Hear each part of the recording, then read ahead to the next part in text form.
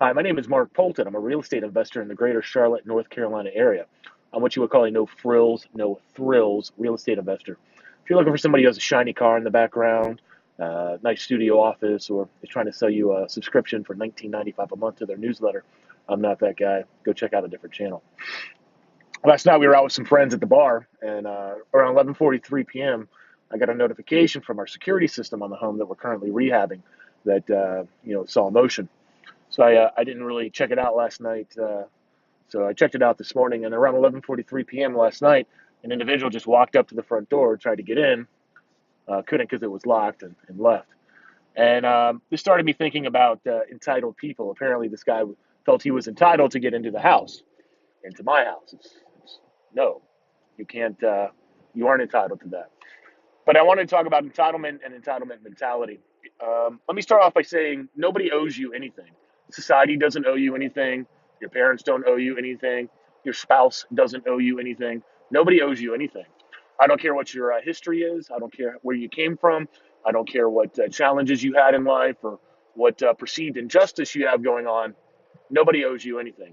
And if you have that mentality, I'm going to strongly urge you to rectify that and get rid of that mentality. There's nothing worse in this world and nothing more destructive in this world than a person who feels that he's entitled to something, and typically they're not entitled to anything. It's usually they think they're entitled to other people's possessions or money. You're not entitled. You have no right to other people's possessions or money. What you do have a right to do is to go out there and work and think of new ideas, read books, take those ideas and apply them, and then go out there and make some money, make something of yourself, do something with your life. But you're not entitled. You're not entitled to go and take somebody else's property or their money. Now, growing up, I was a pretty entitled child. My father was a colonel in the United States Army. He was a chopper pilot. He was a tanker. He fought in Vietnam. My mother was a housewife. She did a little bit of work and stuff like that, but she always made sure that we had things. We weren't rich by any means, but we weren't poor, and I probably had more than most of my peers growing up. And that was actually a pretty bad thing for me. It took me a long time to get over, you know, uh, this whole, my mom provided for me, my dad provided for me. He always got me out of trouble, which was not a good idea. Well, in the long run, probably in the short run, it was probably pretty good. Probably kept me from jail at least a couple times. But in the long run, it didn't teach me the lessons that I needed to learn.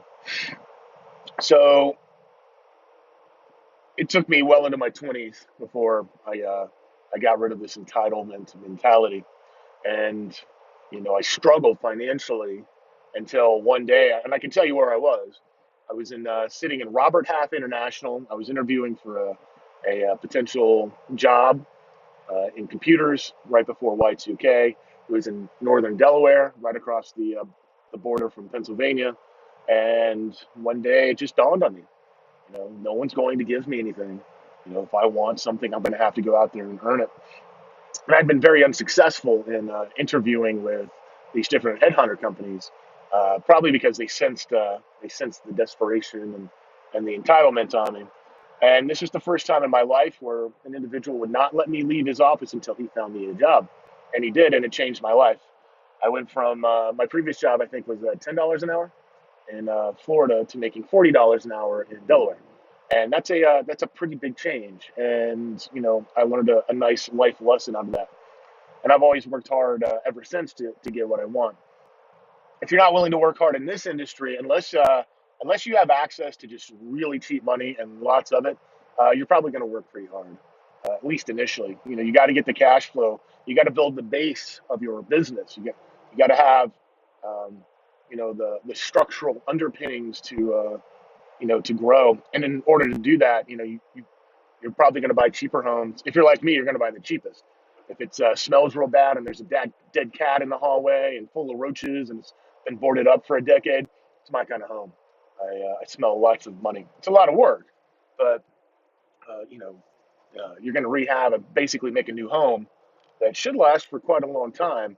And the money that you spent on it initially, plus the rehab, is nothing compared to what it would cost you to buy something off of Realtor.com, the MLS system.